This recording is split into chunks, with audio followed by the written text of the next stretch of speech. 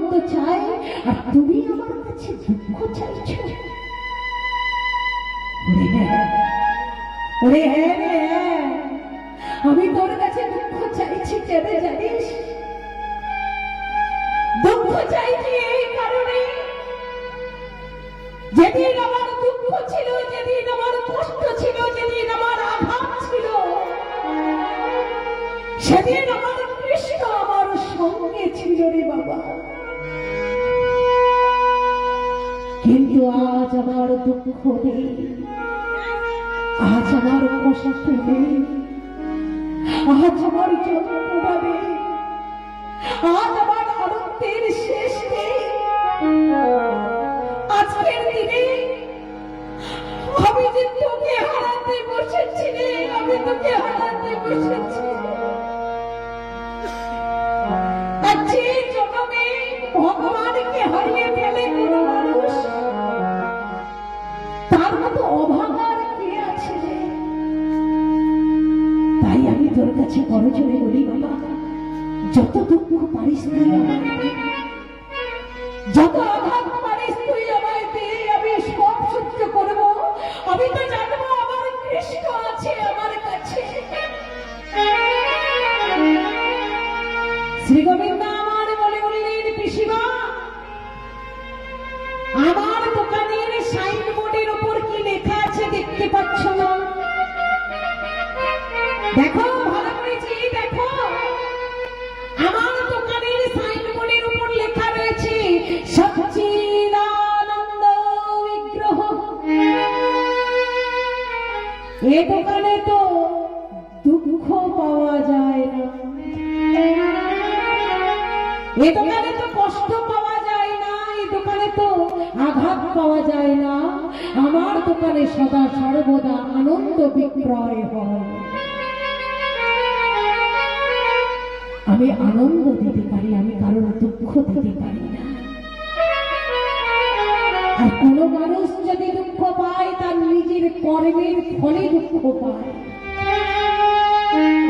আমি কাউকে দুঃখ দিই না। তাই তুমি আমার কাছে যদি কিছু চাও আমি তোমাকে আনন্দ দিতে পারি, আমার দোকানে দুঃখ বিক্রয় হয় না।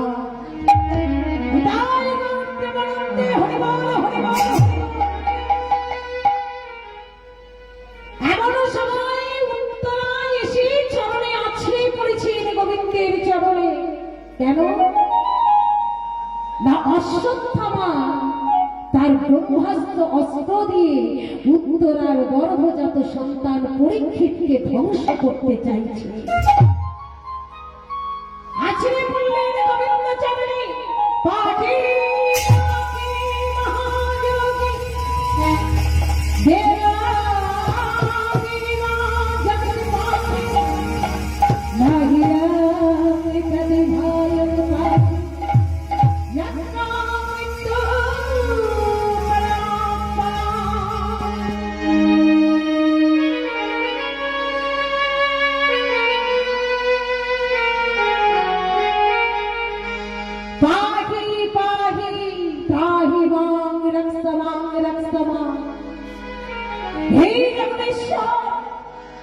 সম্মুখে দাঁড়িয়ে রয়েছেন আমার বীর পুরুষ, আমার শ্বশুর মশাই, শ্বশুর মশাই, সবাই দাঁড়িয়ে রয়েছেন। পঞ্চ পাণ্ডব বড় বড় বীর রথী মহারথী। কিন্তু আজকের আমি তোমার চরণে আশ্রয় নিলাম কেন জানো? যে ভুলটা আমার শাশুড়ি ঠাকুরন দ্রৌপদী করেছিলেন, আমি সেই ভুল আর কোনোদিন করতে চাই না। কি ভুল করেছিলেন দ্রৌপদী? যখন পাশা খেলার সময় দ্রৌপদীর বস্ত্রহরণ হচ্ছিল, সবাইয়ের কাছে কাকুতে বিরতি করে লজ্জা নিবারণের জন্য চরণে আছড়ে পড়েছিল। ওমা, সেদিন কি কেউ পেরেছিল দ্রৌপদীর লজ্জা নিবারণ করতে? অবশেষে যখন সর্বসমর্পণ করলেন গোবিন্দ চরণে, তখন শ্রী গোবিন্দ আমার দ্রৌপদীর লজ্জা নিবারণ করেছিলেন। উত্তরা বলে উঠলেন,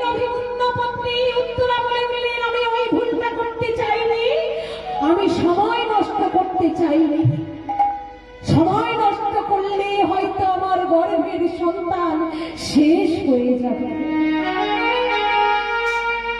অশ্বত্থামার ক্রোধে আমার পরীক্ষিত ধ্বংস হতে চলেছে। দয়া করুন, দয়া করুন, দয়া করুন। আমি রক্ষা করুন আমার পরীক্ষিতকে। ভগবান কি করলেন? ভগবান আমার কৌমদপি গদার সুদর্শন চক্র নিয়ে প্রবেশ করলেন ওই উত্তরার গর্ভে। সনাতন ধর্মের কোন শাস্ত্রে এমন প্রমাণ কোথাও পাবেন না বাবা। একই গর্ভে ভগবান ভক্ত দুজনে বিরাজ করছে। হ্যাঁ, কৌশল্যার গর্ভে রামচন্দ্রের মতো ভগবান এসেছিলেন, কিন্তু বলতে পারবেন তার গর্ভে কোন ভক্ত এসেছিলেন কিনা? আবার মায়াদুর গর্ভে প্রহ্লাদের মতো ভক্ত এসেছিলেন, তার গর্ভে কি কোন ভগবান এসেছিলেন? এমন প্রমাণ কোথাও পাবেন না। একই গর্ভে ভগবান ভক্ত দুজনে বিরাজ করছে। ধন্য সেই উত্তরা মাতা। ভগবানের প্রতি যদি ভরসা রাখা যায়, তার সমস্ত দায় দায়িত্ব ভগবান নিজের হাতে করে নেয়। আমরা এমন অধম, ভরসা রাখতে পারি না, ভরসা করতে পারি না। ভাবি পাথরের দেবতা সে কিবা করতে পারে। যদি অসম্ভবকে সম্ভব করতে পারেন, একমাত্র তিনিই পারবেন। আসুন, এতক্ষণ আমরা ছিলাম নবদ্বীপ ধামে, এবার যাব বৃন্দাবন ধামে। তাই বৃন্দাবনে ঢোকার আগে, প্রবেশ করার আগে একটা টিকিট কেটে ঢুকতে হয়, তাই না? বৃন্দাবনে ঢুকতে গেলে একটা টিকিট কেটে ঢুকতে হয়। সেই টিকিটটা কি বলুন তো? রাধে রাধে, একবার জোরসে বলুন। রাধা রানী কি, রাধা রানী কি। চলুন যাই বৃন্দাবন ধামে। চলো দেবর শ্রী বৃন্দাবন ধাম, চলো দেবর শ্রী বৃন্দাবন ধাম। रटेंगे राधे राधे राधे राधे नाम, मिलेंगे कुंज बिहारी, भोर की कामरकारी। चलो देवर श्री वृंदावन, चलो देवर श्री वृंदावन, चलो देवर श्री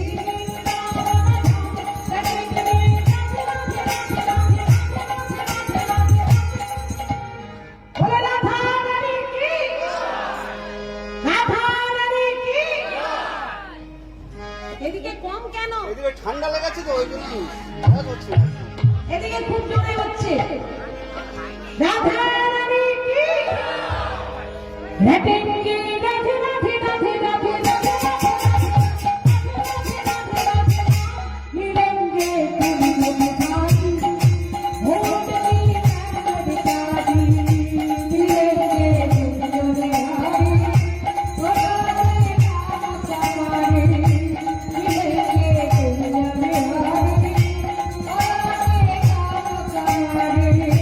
चलो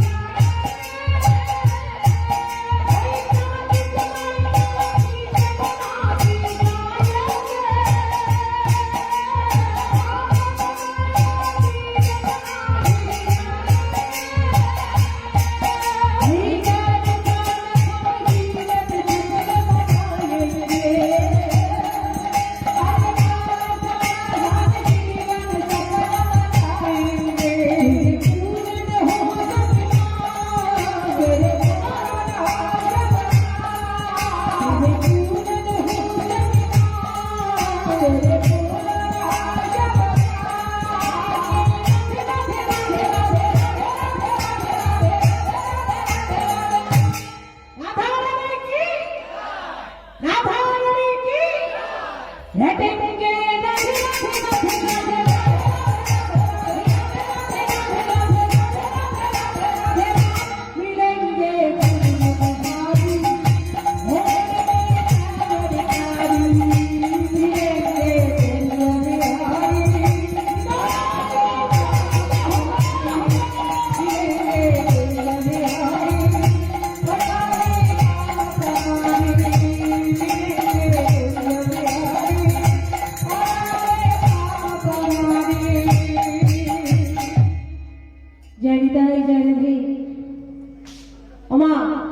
এই যে তুলসী বৃক্ষ আমরা দেখি, এই তুলসী বৃক্ষের জন্ম কিভাবে হয়েছে। আজকের একটা বিশেষ দিন, এই কোজাগরী লক্ষ্মী পুজো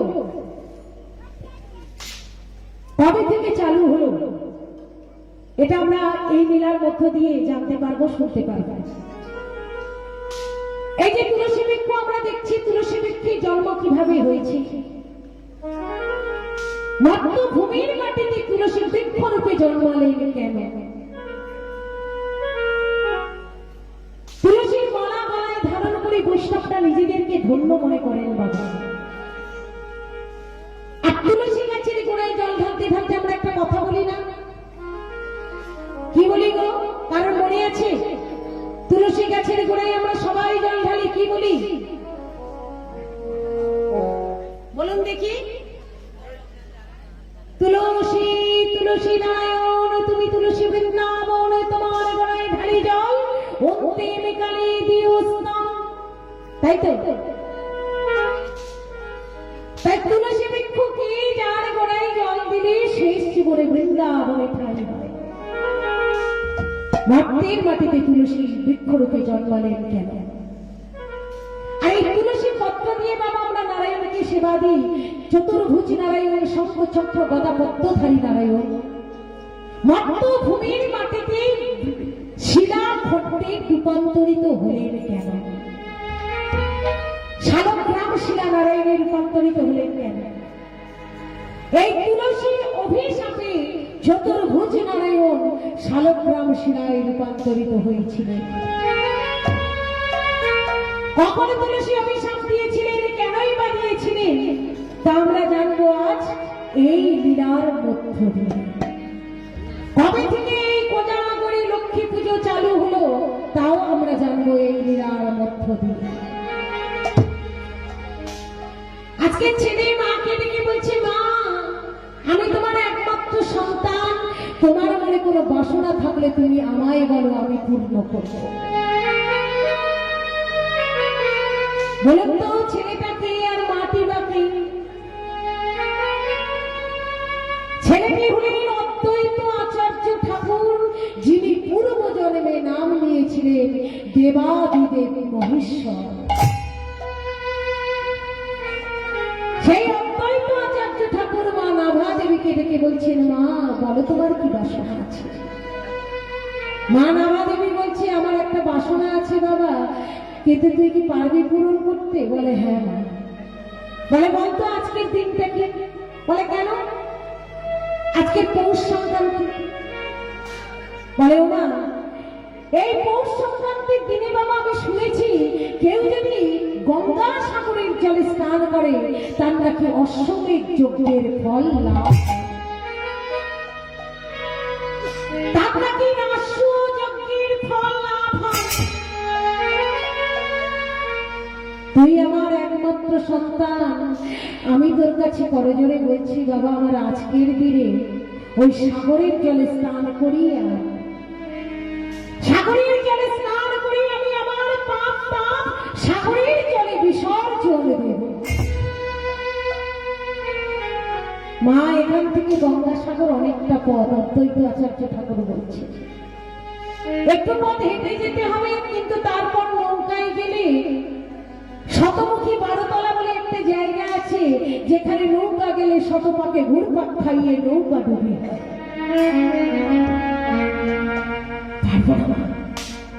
এই বয়সে আমি তোমাকে অপঘাতে মৃত্যু হতে দিতে পারবো না। তাহলে কি আমার যাওয়া হলো না বাবা?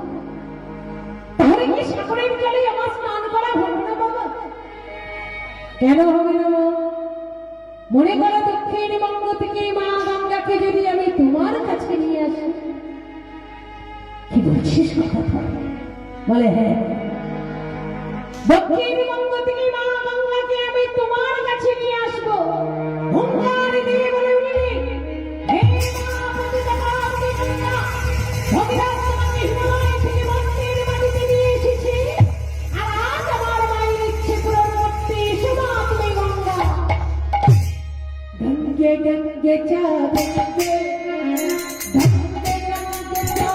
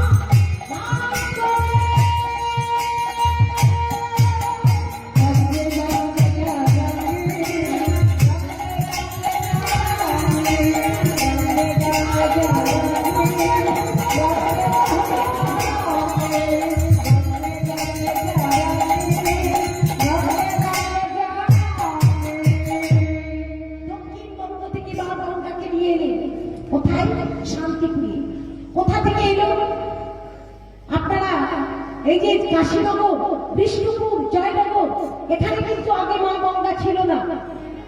সর্বপ্রথম অদ্বৈত আচার্যের ডাকে কাশীনগর, বিষ্ণুপুর, জয়নগরের উপর থেকেই মা গঙ্গা কলকল নীরবে বইতে বইতে গেলেন বারুইপুর। বারুইপুর থেকে দক্ষিণেশ্বর, দক্ষিণেশ্বর থেকে কালীঘাট, আর কালীঘাট কালীঘাট থেকে দক্ষিণেশ্বর, আর দক্ষিণেশ্বর থেকে মা গঙ্গা কলকল নীরবে বইতে বইতে গেলেন শান্তিপুরে। শান্তিপুরে গিয়ে মা গঙ্গার নাম কি হলো গো? শান্তিপুরে গিয়ে মা গঙ্গার নাম হলো সুরধনী গঙ্গা। সুরধনী গঙ্গা গিয়ে বিষ্ণুর ভাগীরথী জলঙ্গির সঙ্গে বললেন, যতদিন আমি তোদের সঙ্গে থাকবো তোদের জলের সঙ্গে আমার জলের রং মিশবে না। তোদের জলের রং হবে নীল বর্ণের, আর আমার জলের রং হবে ঘোলা। যারা যারা আপনারা নবদ্বীপ ধামে বেড়াতে গেছেন নিশ্চয়ই দেখেছেন, পরিষ্কার দূর থেকে বোঝা যাচ্ছে দুটো জলের রং একেবারে আলাদা। দেখেছেন? কারা কারা দেখেছেন? দেখি একটু হাত তুলুন তো। পরিষ্কার একদম বোঝা যাচ্ছে, দেখবেন দূর থেকে দুটো জলের রং আলাদা, তাই না? দেখুন, আমরা অনেকে আছি ঈশ্বর এখনো বিশ্বাস করি না। বলতে পারেন তার লীলা ছাড়া এমন অঘটন ঘটতে পারে কি? এমন অসম্ভব সম্ভব হতে পারে? জলে জলে মিশা যায় না। ভাগীরথী জল